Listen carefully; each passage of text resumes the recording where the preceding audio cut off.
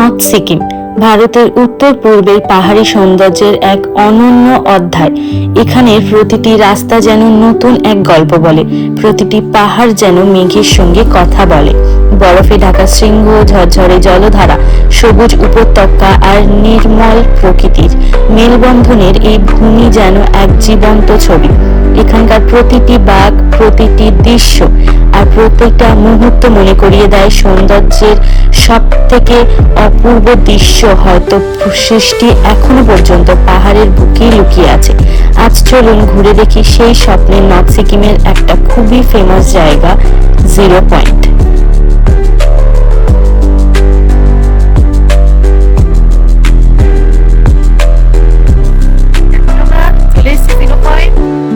আজকে খুব সুন্দর ওয়েদার, পরিষ্কার একদম আকাশ।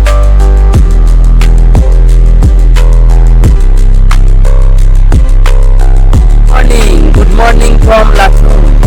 আজকে আমরা লাচুং থেকে যাব হচ্ছে জিরো পয়েন্ট আর ইয়ংথাং ভ্যালি। জিরো পয়েন্টটা তো এক্সট্রা টাকা দিয়ে, আমাদের প্যাকেজের মধ্যে হচ্ছে ইয়ংথাং ভ্যালি। কালকে রাতে আমরা লাচুং ঢুকেছি, তাই তো? কালকে রাতে আমরা লাচুং ঢুকেছি সাতটা থেকে। আজকে জিরো পয়েন্ট আর ইয়ংথাং ভ্যালি করে আবার আসবো, ফিরে লাচুংয়ে নাইট স্টে করবো লাচুংয়ে। কালকে আমরা এখান থেকে বেরিয়ে যাব গ্যাংটকের জন্য। তাহলে চলো, তোমাদের সাথে রাস্তায় দেখা হবে ইয়ংথাং ভ্যালি আর জিরো পয়েন্টে। টাটা। এই যে এটা হলো আমাদের হোটেলের নাম, হোটেল হচ্ছে হ্যাপি ভ্যালি। আর এখান থেকে সামনের যে ভিউটা দেখা যায় সেটা তোমাদেরকে দেখাই। এই যে আমাদের হোটেলের সামনে দিয়ে বা বাইরে বেরোলে এই ভিউটা।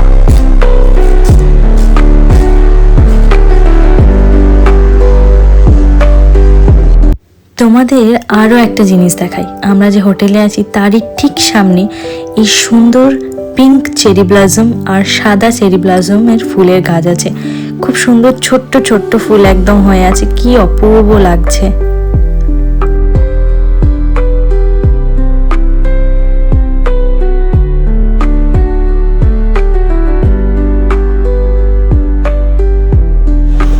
হ্যালো, আমরা এখন বেরোচ্ছি জিরো পয়েন্ট এবং ইয়ংথাং ভ্যালি। এখন যাবো ফার্স্ট জিরো পয়েন্ট। এই হচ্ছে আমাদের গাড়ি, হচ্ছে ভাইয়া। আমরা গাড়িতে উঠে পড়ছি। ब्लॉग चल रहा है भैया।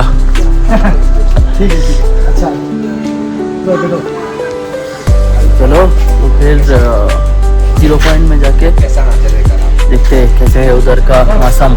ठीक है भाई। পাহাড় কখনো কাউকে ডাকে না, তবুও প্রতি বছর হাজার হাজার মানুষ সবকিছু ছেড়ে তার কাছেই চলে আসে। হয়তো পাহাড়ের কাছে কোনো উত্তর নেই, কিন্তু এমন এক নীরবতা আছে যেখানে নিজের মনের সব প্রশ্ন স্পষ্ট শোনা যায়।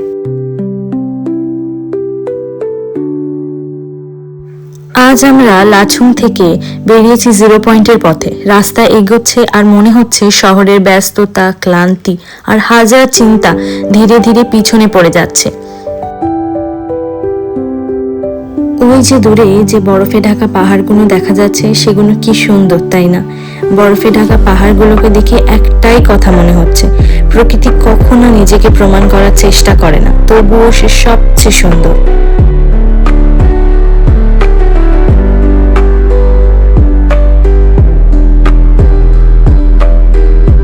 মাঝ রাস্তায় আমরা একটা সুন্দর ভিউ পয়েন্টে দাঁড়িয়েছি। এখানে লেখা আছে I love Sikkim, I love Lachung. ব্যাকগ্রাউন্ডও খুব সুন্দর। এখানে সবাই ছবি তোলার জন্য দাঁড়ায়।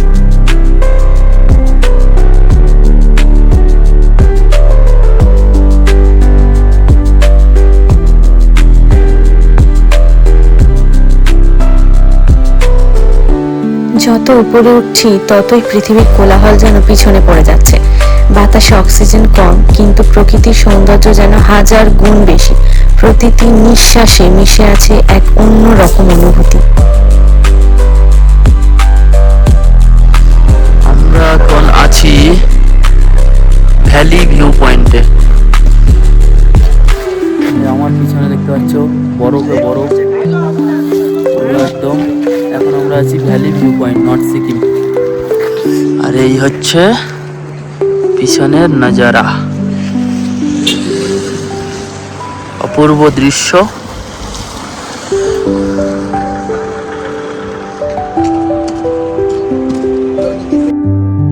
ওই যে দূরে দুটো পাহাড়ের মাঝখান থেকে বয়ে যাচ্ছে নদী, সেটা দেখতে পাচ্ছ?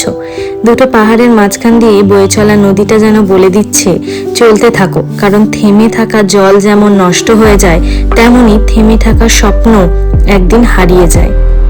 যেদিন থেকে বাড়ির চার দেওয়ালের বাইরের পৃথিবীটাকে একটু একটু করে দেখতে শুরু করেছি, সেদিন থেকে যেন নিজেও নিজেকে নতুনভাবে চিনতে শুরু করেছি। এই ভ্রমণগুলো শুধু পাহাড়, নদী আর বরফ দেখার গল্প নয়, এগুলো আমার জীবনের কাছে ফিরে আসার একটা গল্প। প্রতিবার পাহাড় থেকে কলকাতা ফিরি, সবাই ভাবে আমি শুধু কিছু ছবি আর ভিডিও নিয়ে ফিরছি, কিন্তু সত্যিটা হলো আমি যেন পাহাড়ের নির্মল হাওয়া থেকে একটু অক্সিজেন ধার নিয়ে ফিরছি। সেই অক্সিজেন কোনো সিলিন্ডারে ভরা থাকে না, আর থাকে আমার মন জুড়ে। শহরের ব্যস্ততা, ক্লান্তি আর প্রতিদিন একই রুটিনের মধ্যে সেই পাহাড়ের স্মৃতিগুলোই আমাকে আরও কয়েকটা মাস নতুন করে বাঁচতে শক্তি দেয়। হয়তো এই অনুভূতিটা ভাষায় পুরোপুরি বোঝানো সম্ভব নয়, কিন্তু সত্যি ভ্রমণকে ভালোবাসো, ভ্রমণকে জানো। কিছু সফর শুধু পথ বদলায় না, মানুষকেও বদলে দেয়। তাই আমি বলবো প্রত্যেকটা মানুষকে বছরে একবার হোক, দুবার হোক, বাড়ির বাইরের পৃথিবীটাকেও একটু দেখা দরকার। তাতে মনও ভালো থাকে, শরীরও ভালো থাকে। জীবনে অন্তত বছরে একবার হলেও কোথাও বেরিয়ে পড়ুন। খুব দূরে যেতে হবে না, খুব বেশি টাকাও লাগবে না, শুধু নিজের জন্য কয়েকটা দিন রাখুন। বিশ্বাস করুন, পৃথিবীকে দেখতে বেরোলে শুধু নতুন নতুন জায়গায় দেখা হয় না, নিজেকেও এমনভাবে খুঁজে পাওয়া যায় যাকে হয়তো এতদিন চিনতেও পারেননি, জানতেনও না যে আপনার ভিতরে এমন একটা আপনি লুকিয়ে আছেন। ভ্রমণ কখনো বিলাসিতা হয় না, অনেক সময় এটা নিজের মনকে সুস্থ রাখার সবচেয়ে সুন্দর উপায় হয়। তাই সুযোগ পেলেই ঘুরুন, বেরিয়ে পড়ুন, পৃথিবীর কাছে যান, নতুন মানুষকে চিনুন, নতুন গল্প তৈরি করুন। কারণ একদিন ছবি হয়তো পুরনো হয়ে যাবে, কিন্তু সেই অনুভূতিগুলো সারা জীবন আপনার সাথে থাকবে। আমরা সবাই কোনো না কোনো কিছুর জন্য সারা জীবন দৌড়ে চলেছি, কিন্তু মাঝে মাঝে সেই দৌড়টা থামিয়ে একটা পাহাড়ের সামনে 5 মিনিট চুপ করে দাঁড়িয়ে থাকাও খুব জরুরি। কারণ জীবন শুধু কাজ করার জন্য নয়, জীবন অনুভব করার জন্য। তাই সময় থাকতেই পৃথিবীটাকে একটু দেখে নিন, হয়তো একদিন বুঝবেন সবচেয়ে ভালো বিনিয়োগটা কোনো জিনিসে নয়, নিজের স্মৃতিতে করেছিলেন।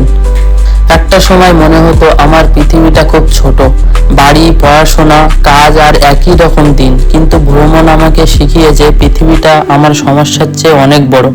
যখন নতুন একটা জায়গায় যাই তখন বুঝতে পারি আমার চিন্তা, আমার দুশ্চিন্তা সবকিছুই এই বিশাল পৃথিবীর সামনে কত ছোট। হয়তো সেই কারণেই প্রতিটা ভ্রমণের পর আমি আগে চেয়ে একটু বেশি হেসে ফিরি।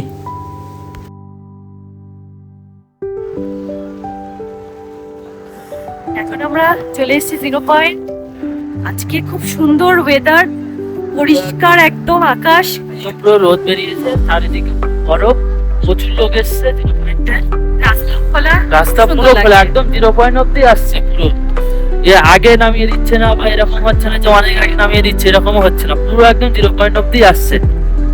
আর একদম প্রচুর স্নো। আর আজকে তারিখ হচ্ছে এপ্রিলের 2 তারিখ, এখন বাজে 11:07। আমরা 0 পয়েন্টে দাঁড়িয়ে আছি, আর 0 পয়েন্ট থেকে এই হচ্ছে পিছের লাডা। এই দেখো 0 পয়েন্ট লেখা है इधर। এই প্রচুর লোক এসছে পুরো চারিদিকে।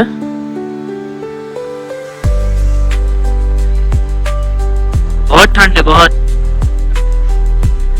ऑक्सीजन मास्क वगैरह लेके आना इधर, दिक्कत नहीं तो बहुत दिक्कत हो जाएगा।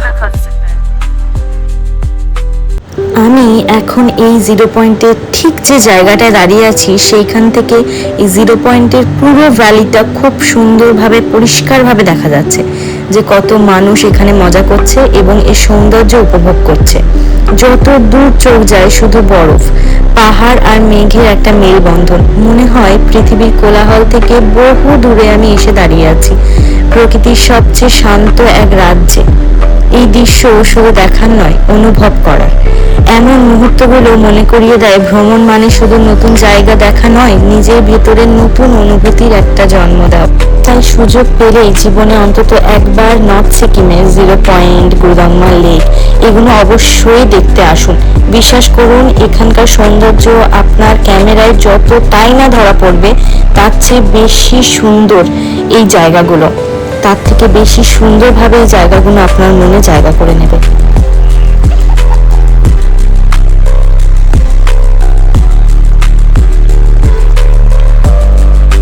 কি অপূর্ব তাই না? চারিদিকে শুধু সাদা বরফের চাদর, মনে হচ্ছে যেন প্রকৃতি নিজের হাতে এঁকেছে এক নিখুঁত সাদা ক্যানভাস।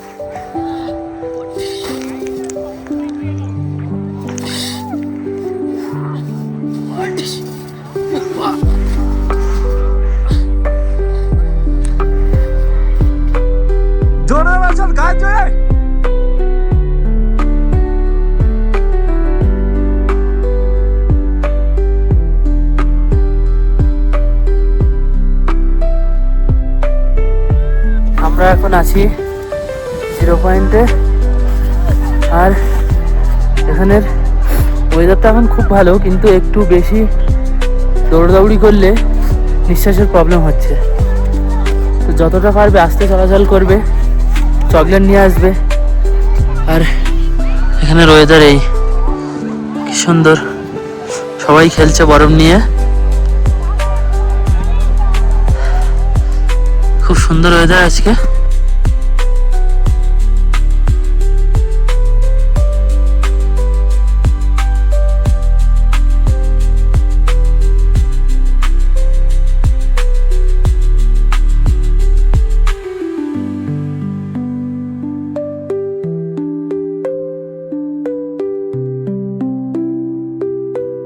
দেখো এখানকার ভিউটা এত সুন্দর, রাস্তায় আস্তে আস্তেও যে কটা পাহাড় বরফে ঢাকা আমরা দেখতে পেয়েছি, এত সুন্দর লাগছে, মানে সেটা হয়তো ভাষাতে বর্ণনা করা যাবে না।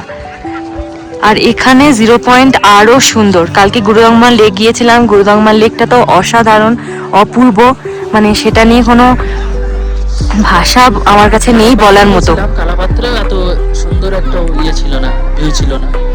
কিন্তু এই জায়গাটা এত সুন্দর, আর নিঃশ্বাসের খুব একটা অসুবিধা হচ্ছে না এখনো পর্যন্ত, কারণ আজকে সূর্যটা খুব সুন্দর, আজকে ক্লিয়ার ওয়েদার, খুব সুন্দর সূর্য উঠেছে, যার কারণে এতটাও কষ্ট হচ্ছে না।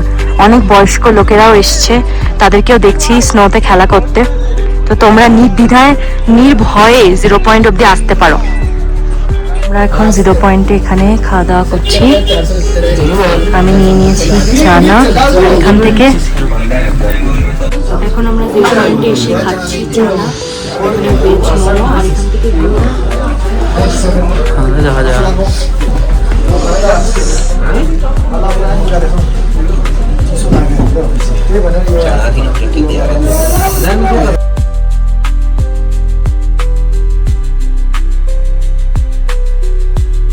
সূর্য তখন মাথার উপরে, তবুও পাহাড়ের ছায়া রাস্তার যেন এক অন্য রকম রহস্যময় রূপ নিয়েছে। আলো আর ছায়ার এই খেলার মনে হচ্ছে প্রকৃতি যেন বিদায় বেলার আগেই তার সবচেয়ে সুন্দর ছবিটা আমাদেরকে উপহার দিল। কিছু দৃশ্য ক্যামেরায় ধরা পড়ে, কিন্তু তার অনুভূতিটা শুধুই মনে থেকে যায়। এই পর্যন্তই আজকের দিন। ভিডিওটা কেমন লাগলো অবশ্যই কমেন্টে জানিও, সাবস্ক্রাইব করো, লাইক করো, শেয়ার করো এবং পাশে থেকো। পরের ভিডিও দেখা হবে, টাটা।